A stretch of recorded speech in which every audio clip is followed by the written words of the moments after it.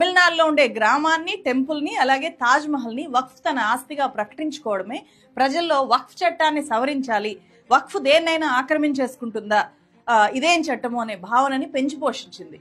So Tamil Nadu గ్రామం విషయంలో అసలు ఏం జరిగింది, అసలు విషయాల్ని బయటికి రానివ్వకుండా ప్రచారాన్ని మాత్రం గోరంతను కొండలతో చేసి చెప్తున్నారు. అలాగే తాజ్ మహల్ విషయంలో ఏం జరిగిందో కూడా ఈ రెండు ఇన్సిడెంట్స్ ని కొంచెం డీటెయిల్డ్ గా చెప్తాను.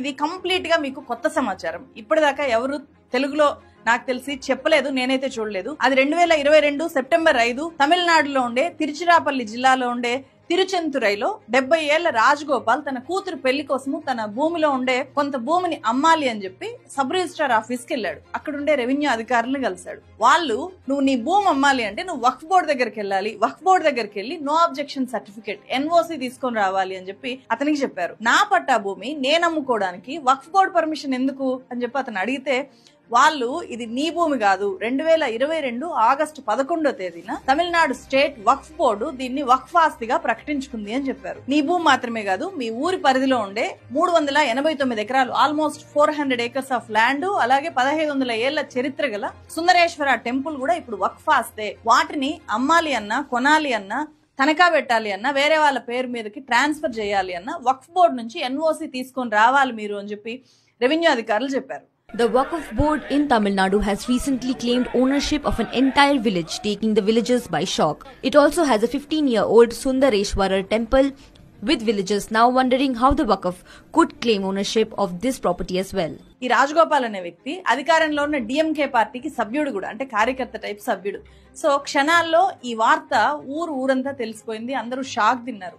బీజేపీ ఎంటర్ అయిన తర్వాత ఇది చాలా పెద్ద ఇష్యూ, నేషనల్ ఇష్యూగా మారిపోయింది. అనేక దశాబ్దాలుగా భూమి పట్టాలు వాళ్ళకున్నాయి, పాస్ పుస్తకాలు ఉన్నాయి, అడంగళ్ళు ఉన్నాయి. అయినా సరే ఈ భూమి వక్ఫ్ ఆస్తి ఎలా అవుతుంది, వక్ఫ్ ఇది నా ఆస్తి అని చెప్పి ఎలా క్లెయిమ్ చేసుకుంటుంది అని చెప్పి ఊరంతా ఆందోళనకు దిగారు. వాళ్ళది 100% న్యాయమైన పోరాటము. అందులోనూ తిరుచెంతురైలో హిందువులే చాలా ఎక్కువగా ఉంటారు. గతంలో ఆ ప్రాంతం ముస్లిం పాలకుల కింద కూడా లేదు. అందులోనూ 1500 ఏళ్ల చరిత్ర గల టెంపుల్ అంటే అప్పటికి ఇస్లాం మతం కూడా పుట్టలేదు. సో ఇస్లాం మతం పుట్టక ముందు కట్టిన ఆలయము ఇప్పుడు వక్ఫ్ ఆస్తి ఎలా అవుతుంది? ఇది పెద్ద ఎత్తున కథనాలు రావడానికి దేశవ్యాప్తంగా దారితీసింది.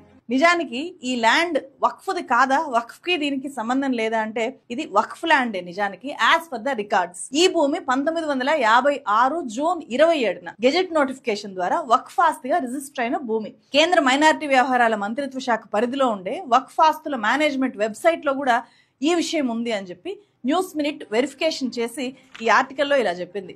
అసలు విషయం ఏంటి అంటే 18వ శతాబ్దంలో హిందూ రాణి మంగమ్మాల్ ముస్లింల కోసం అనేక భూముల్ని, ఆ ప్రాంతానికి చెందిన భూముల్ని దానంగా ఇచ్చిందంట వక్ఫ్ కి. సో కాపర్ కాగితం ఆధారాలు తమకు దొరికాయి అని చెప్పి వక్ఫ్ ఈ భూమిని రిజిస్టర్ చేసింది.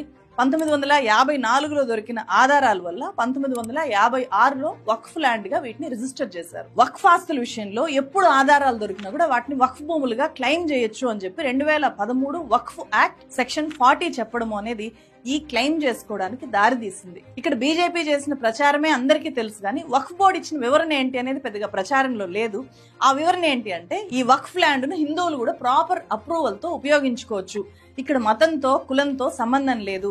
పురాతన ఆలయం ఉన్నప్పుడే ఈ భూమిని అంతా కూడా ఆలయం సహా దానంగా వక్ఫ్ కి ఇచ్చారు అని చెప్పి వక్ఫ్ బోర్డు చెప్పింది. 2022 సెప్టెంబర్ లో గ్రామస్తులు వక్ఫ్ బోర్డు మధ్య శాంతి చర్చలు జరిగాయి కలెక్టర్ ఆధ్వర్యంలో. ఈ చర్చల్లో వక్ఫ్ బోర్డు నుంచి NOC లేకుండానే తిరుచెంతరై గ్రామస్తులు భూముల్ని అమ్ముకోవచ్చు, కొనొచ్చు, తాకట్టు పెట్టొచ్చు, ఎవరి పేరు మీదకైనా మార్చుకోవచ్చు. అంటే పూర్తి హక్కులు వాళ్ళ సొంత భూమి మీద ఎట్లా ఉంటాయో అన్ని హక్కులు కలిగి ఉంది అని చెప్పి ఒక తీర్మానం చేశారు. అలాంటి ఒప్పందం కుదిరింది.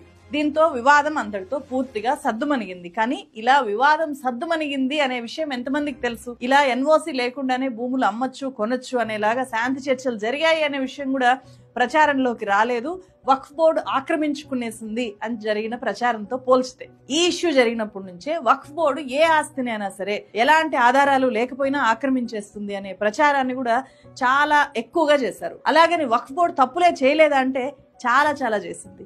ఏకంగా తాజ్ మహల్ నే వక్ఫ్ బోర్డు తన ఆస్తిగా ప్రకటించుకుంది 1995లో. తాజ్ మహల్ అనేది షాజహాన్ తన భార్య సమాధిగా కట్టించిన కట్టడం కదా. సో సమాధులన్నీ కూడా వక్ఫ్ ఆస్తులే ఉంటాయి. షాజహాన్ గాని ఆయన వారసులు గాని దీన్ని వక్ఫ్ కి రాసిచ్చి ఉంటారు అని చెప్పి ఒక ఊహతో, రాసిచ్చారు అని కాదు, రాసిచ్చి ఉండొచ్చు అనే ఒక ఊహతో ఇర్ఫాన్ బేదార్ అనే వ్యక్తి ఉత్తరప్రదేశ్ సున్నీ వక్ఫ్ బోర్డులో ఒక పిటిషన్ వేశాడు. ఆ వక్ఫ్ బోర్డు ఎలాంటి ఆధారం లేకుండానే 2005లో తాజ్ మహల్ ని వక్ఫ్ ఆస్తిగా రిజిస్టర్ చేసేసింది. దీని మీద సుప్రీంకోర్టులో ఒక పిల్ దాఖలైంది. అప్పుడు ఆర్కియలాజికల్ సర్వే ఆఫ్ ఇండియా ఒక పార్టీగా చేరి వక్ఫ్ బోర్డు వాదనను వ్యతిరేకించింది. సుప్రీంకోర్టు ఏం తీర్పిచ్చిందో తెలుసా?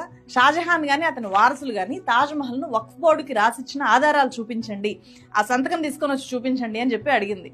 అలాంటివి ఏమీ సబ్మిట్ చేయలేదు. దీంతో 2018లో తాజ్ మహల్ వక్ఫ్ ఆస్తి కాదు, ఆర్కియలాజికల్ సర్వే ఆఫ్ ఇండియానే తాజ్ మహల్ ను నిర్వహిస్తుంది అని చెప్పి సుప్రీంకోర్టు తీర్పిచ్చింది. వక్ఫ్ బోర్డులో ఉండే కొంతమంది మూర్ఖత్వానికి తాజ్ మహల్ ను క్లెయిమ్ చేయడమే అతిపెద్ద పరాకాష్ట అని చెప్పి మనం ఇక్కడ చెప్పుకోవచ్చు.